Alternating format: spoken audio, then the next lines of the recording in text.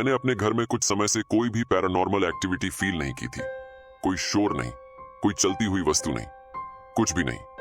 और इस वजह से मैं खुश था। अब आप शायद मेरी बात पर यकीन न करें, लेकिन यह सच है। मैं अपने मम्मी, पापा और छोटी बहन के साथ रहता था। हम एक बड़े घर में रहते थे। आप इस बात पर विश्वास नहीं करेंगे, मैं भूत देख सकता था। हाँ, यह सही है, वास्तविक भूत। वैसे लोग जो वहां नहीं हैं, मैं उन्हें सुनता था, देखता था और अपने आसपास उन्हें महसूस कर सकता था। जब मैं छोटा था, करीब 10 साल का, तब मेरी बहन की उम्र वास्तव में केवल 3 वर्ष थी। उसी दौरान मुझे एहसास होने लगा कि मैं उन्हें देख सकता हूं। पहले तो मुझे नहीं पता था कि वो क्या है। वे अजीब दिखते थे, बिखरे हुए बाल, चेहरे पे एक अजीब और खामोश मुस्कान, खोखली आंखें, लेकिन वो जो भी थे बहुत भयानक दिखते थे।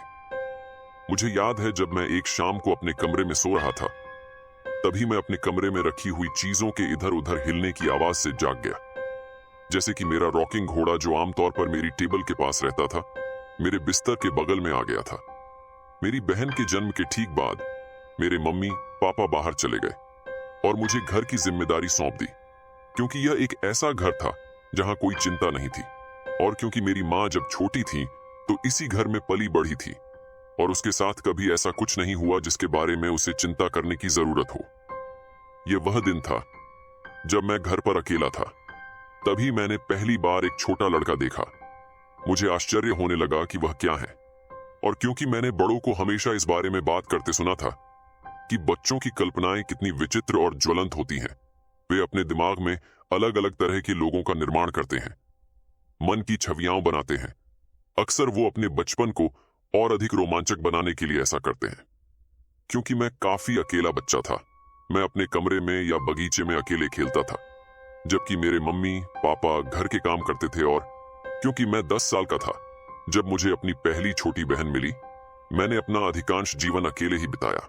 इसलिए मैंने सोचा कि मेरे घर के आसपास जो लोग मैंने देखे, वे मेरी कल्पनाएं थीं। मेरी बात पे किसी ने ध्यान नहीं दिया, लेकिन मैंने सोचा कि एक काल्पनिक दोस्त के रूप में वे मेरे साथ खेलने और मुझसे बात करने के लिए बना है। लेकिन उसने ऐसा नहीं किया। वे बस मेरी चीजें इधर उधर फेंकता था और मुझे घूरता रहता था।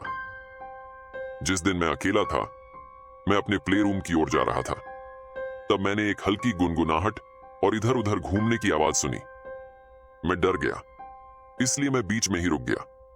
पलक झपकाने की हिम्मत नहीं हो रही थी।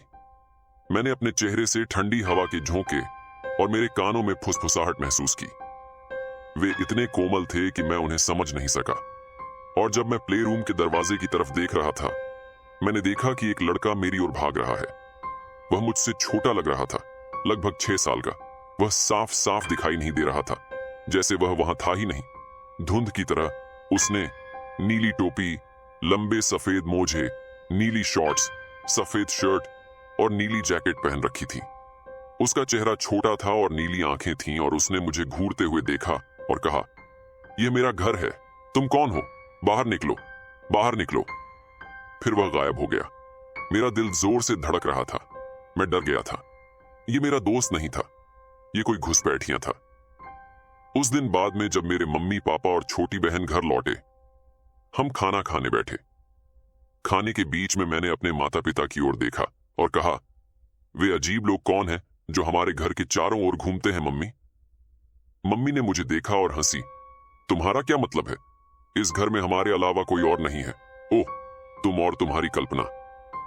मैंने उसकी तरफ देखा और कहा, मैंने एक छोटा लड़का देखा। वह मुझसे छोटा है। वह हमारे प्ले रूम में था, मेरे खिलौनों से खेल रहा था। फिर वह बाहर आया और मुझसे बात की। फिर मेरे पापा ने मुझे हैरान होकर देखा। हाँ, और उस छोटे लड़के ने तुमसे क्या कहा? उसने मुझसे कहा कि यह उसका घर है और वह चाहता था कि हम चले जाएं। पापा, उसने मुझे डरा दिया। तभी मेरी माँ ने एक बार फिर मेरी तरफ देखा और कहा, यह हमारा घर है और मुझे नहीं लगता कि यहाँ कोई छोटा लड़का था जिसने तुम्हें बाहर जाने के लिए कहा था। उस समय मैं अपनी माँ पर बहुत नाराज हो गया, क्योंकि क्या वह मेरी बात सुन रही थी? यहाँ कोई था, सिर्फ एक व्यक्ति नहीं बल्कि बहुत सारे लोग हैं। मैं उन्हें सिर्फ तभी देखता हूँ जब मैं घर पर अकेला होता हूँ, और मुझे पता है कि मैं उनकी कल्पना नहीं कर रहा हूँ। यह सर्दियों की सुबह थी और मैं और मेरी बहन घर पर अकेले थे। सुबह के 7 बजे थे और माँ और पिताजी कुछ खाना लेने के लिए रेस्टोरेंट में गए थे। मैं अपनी छोटी बहन की देखभाल कर रहा था, जिसने अभी अभी चलना सीखा था। इसलिए मैंने उसे बिस्तर से बाहर निकाला और उसे नीचे ले जाकर खेलने वाले कमरे में रख दिया, जहां मुझे पता था कि वह सुरक्षित है और मैं वहां से केवल कुछ फीट की दूरी पर था। रसोई में हमारे लिए कुछ गर्म दूध और कुकीज रखे हुए थे। जैसे ही मैं रसोई की ओर उठने लगा, मैंने एक तेज धमाका सुना और जैसे ही मैं पीछे पलटा तो देखा कि खेलने वाले कमरे का दरवाजा बंद हो गया था और मेरी बहन दरवाजे की दूसरी तरफ चीख रही थी और रो रही थी। मैंने उसके पास जाने की कोशिश की, लेकिन दरवाजा जाम हो गया था। मुझे पता था कि यह बंद नहीं था। फिर उसने मेरी ओर उसी नीली आंखों से देखा जैसी मुझे याद है।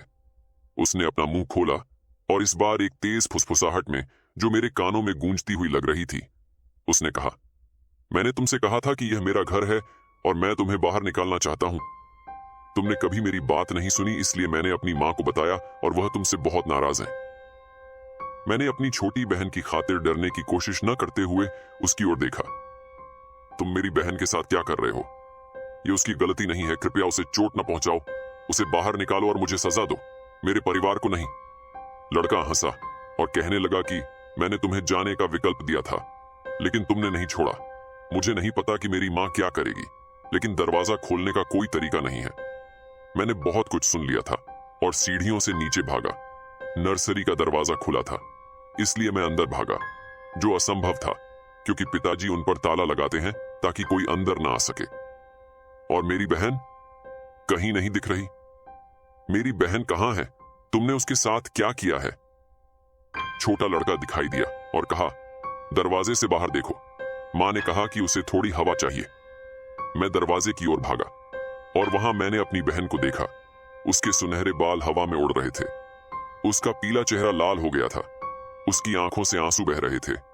वह तालाब के पास मैदान के दूसरे छोर पर थी, जहां पिताजी ने बाड़ लगा दी थी, क्योंकि यह खतरनाक था। वह उस बाड़ की दूसरी तरफ थी, नदी के किनारे। वह किनारे के इतने करीब थी, वह किसी भी पल गिर सकती थी। मैं जूते के बारे में भूलकर दरवाजे की ओर भागा। मैं तालाब की ओर भागा, जहां मैंने अपनी बहन को देखा। मैं बाड़ के ऊपर चढ़ गया और उसे कसकर पकड़ लिया। यह सब मेरी गलती है। मैं वादा करता हूं कि मैं किसी को भी तुम्हें फिर से छूने नहीं दूंगा, मैंने उससे कहा। जैसे ही हम सामने के दरवाजे की ओर बढ़े, उसने खुद को बंद कर लिया था और खुद को लॉक कर लिया था। मैंने खिड़की से देखा और कमरे में चारों ओर उड़ती हुई तस्वीरें देखीं। टेबलें पलट रही थीं, पर्दे नीचे खींचे जा रहे थे। कमरे के एक तरफ से दूसरी तरफ कुर्सियां फेंकी जा रही थीं। मैंने बहुत से लोगों को देखा। भूत, जो भी वे थे, वे हमारे घर में थे और उन्होंने हमें बाहर बंद कर दिया था। वे सब कुछ नष्ट कर रहे थे। मेरी मां के गिलास कप टूट रही थी। मेरे पिताजी के कपड़े फर्श पर फैले हुए थे। अब उम्मीद है कि मेरी मां मुझ पर विश्वास करेंगी। बगीचे में दिन भर बैठने के बाद, अभी भी अपनी छोटी बहन को पकड़े हुए, उसे जाने देने से डरते हुए, मैंने अपने माता पिता को ड्राइव पर से वापस आते देखा। जब उन्होंने हमें वहां बैठे देखा तो मेरी मां चौंक गई। क्या हुआ? तुम यहां क्यों हो? यह बहुत खतरनाक है। मेरी आंखों में आंसू थे। मैं डर रहा था कि क्या होगा। मैं अंदर नहीं जा सकता। तुम्हारा क्या मतलब है? मेरे पापा ने पूछा, जो अब मेरी मां की तरह ही हैरान दिख रहे थे। भूत, याद है? वह छोटा लड़का जिसके बारे में मैंने तुम्हें बताया था, जिसके बारे में तुमने कहा था कि वह मेरी कल्पना है। उसके परिवार ने हमें बाहर बंद कर दिया है और सब कुछ बर्बाद कर दिया है। जाओ, खिड़की से खुद ही देखो। मेरी मां और पिताजी 1 मिनट तक किसी के न बोलने पर निकटतम खिड़की की ओर भागे। मेरी मां ने जोर से चीख मारी और फर्श पर गिर पड़ी। मेरे पिताजी पलटे। उनका चेहरा गुस्से से लाल था। मैंने उन्हें पहले कभी इतने गुस्से में नहीं देखा था। ये क्या है? वे फट पड़े। तुम मुझे बता रहे हो कि सब कुछ भूतों ने ऐसा किया है? लेकिन पापा, लेकिन कुछ नहीं। तुमने हमारा घर बर्बाद कर दिया है, खुद को बाहर बंद कर लिया है, अपनी बहन को रुलाया है और कुछ भी जो तुम बर्बाद करना चाहते थे। यह मैं नहीं था। मैं जोर जोर से रो पड़ा। मैंने उन्हें मेरी बहन को प्ले रूम में बंद होने से लेकर सीढ़ियों के ऊपर छोटे लड़के तक सब कुछ बताया, यहां तक कि जब वह लगभग तालाब में गिर गई थी, कुछ मिनटों तक चिल्लाने और पूरी बात के लिए दोषी ठहराए जाने के बाद मेरी माँ ने मेरे पिताजी को शांत किया और वे हमारे दरवाजे को खोलने के लिए एक लोहार को गांव में ले गए। जब हम आखिरकार अंदर गए तो मैंने अपनी माँ को खेलने का कमरा और खुली खिड़की दिखाई, क्योंकि मुझे पता था कि उन्हें खोलने का कोई तरीका नहीं था। वह मेरे पिताजी के पास भागी और कहा कि मैं सच कह रहा हूं और ऐसा कोई तरीका नहीं है जिससे मैं अकेले घर के हर कमरे को इतना नुकसान पहुंचा पाऊं।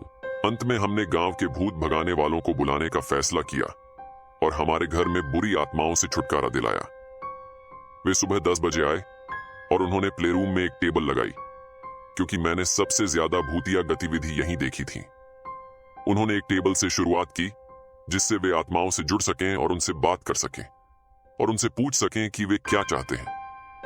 जाहिर तौर पर उन्होंने ऐसा कुछ पहले कभी नहीं देखा था और हम उनकी आत्माओं से बहुत खतरे में थे। उनकी ऊर्जा इतनी मजबूत और शक्तिशाली थी कि वे हमें उनके घर से बाहर निकालने के लिए कुछ भी कर सकते थे। फिर उन्होंने उनसे छुटकारा पाने की कोशिश की। जब से भूत भगाने वाला हमारे घर आया है तब से हमें कुछ भी नहीं हुआ है। मैं अब 13 साल का हूं और मैंने एक भी भूतिया चीज नहीं देखी है। कोई आवाज नहीं, कोई चलती हुई वस्तु नहीं और भूतों के दर्शन भी नहीं हुए हैं। और भूत भगाने वाले के जाने के बाद से हमने भूतों से जुड़ी किसी भी बात का जिक्र नहीं किया है, खासकर तब से जब से मेरी बहन वह सब कुछ भूल गई है जो उसके साथ 2 साल की उम्र में हुआ था। उसने भूतों पर विश्वास करना बंद कर दिया है और अब वह भूतों से जुड़ी किसी भी चीज से डरती है। इसलिए अगर हम भूतों का जिक्र करें तो वह खुश नहीं होगी, जो मुझे उस दिन की याद दिलाता है जब यह एक सामान्य दिन की तरह लगता था, क्योंकि इतने लंबे समय से कुछ भी नहीं हुआ था। अब कुछ भी गलत नहीं हो सकता है ना? नहीं, मैं गलत था, क्योंकि जिस दिन मैंने यह सोचकर अपने पर्दे खोले थे कि यह एक सामान्य दिन की तरह होगा, ऐसा नहीं था। मेरी माँ ने पूरे दिन कुछ नहीं कहा। मेरा मतलब है कि एक शब्द भी नहीं। वह अपनी कुर्सी पर बैठी रही और फायरप्लेस को घूरती रही। उसके बालों का एक हिस्सा गायब था जो पिताजी ने कहा कि जब वह उठे तो उन्हें उसके बिस्तर के किनारे मिला था। यहां तक कि जब हम उनसे कोई सवाल पूछते हैं तो वह जवाब नहीं देती। जब यह हुआ तब सुबह के 3 बजे थे। मैं इसके बारे में बोल भी नहीं सकता, इससे मुझे घबराहट महसूस होता है। लेकिन गुरुवार की सुबह 3 बजे मैं एक चीख से जाग गया। वो मेरी माँ की चीख थी। यह चीख उनके बेडरूम से नहीं आ रही थी, क्योंकि वह अपने बेडरूम में नहीं थी। वह मेरी बहन के कमरे में या नीचे नहीं थी। वास्तव में वह घर में भी नहीं थी, वह बगीचे में थी। हमने उसे उसके सफेद गाउन में देखा। सूरज उग रहा था और हम उसे बगीचे के पीछे देखते ही रह गए, जहां तालाब की बाड़ लगी हुई थी। वह बाड़ के दूसरी तरफ खड़ी थी और उसके ठीक बगल में मैंने नीले रंग के कपड़े पहने छोटे लड़के को देखा, ठीक वैसे ही जैसे जब मैं 10 साल का था, अपनी माँ के बगल में खड़ा था। फिर मैंने एक फुसफुसाहट सुनी। मैंने तुमसे कहा था, तुम्हें चले जाना चाहिए था। मेरी माँ खुश नहीं थी और तुमने उसे मुझसे दूर कर दिया, इसलिए अब मैं तुम्हारी माँ को तुमसे दूर करने जा रहा हूं। और इसके साथ ही मेरी माँ तालाब में गिर गई। वह हिली नहीं, उसने संघर्ष नहीं किया, वह बस तालाब में मुंह के बल लेटी रही। मुझे पता था कि मैंने उसे खो दिया है।